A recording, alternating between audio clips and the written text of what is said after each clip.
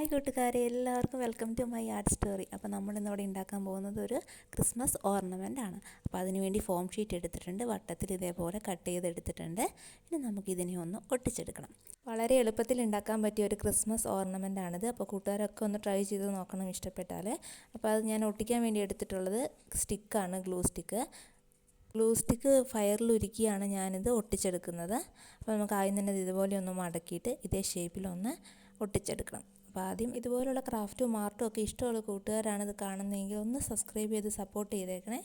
റെഡും ബ്ലൂവും കമ്പൈൻ ചെയ്തിട്ട് നമ്മളിതുപോലത്തെ 4 ഉണ്ടാക്കിയെടുക്കണം. വളരെ ഈസി ആയിട്ട് നമുക്കിത് ഉണ്ടാക്കാൻ പറ്റും.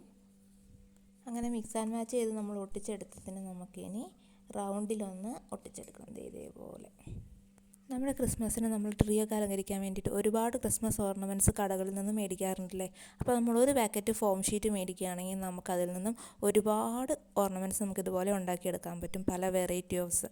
അപ്പോൾ കൂട്ടുകാരൊക്കെ ഒന്ന് ട്രൈ ചെയ്ത് നോക്കണം. അപ്പോൾ ഇഷ്ടപ്പെടുകയാണെങ്കിൽ ഒന്ന് സപ്പോർട്ട് ചെയ്തേക്കണേ.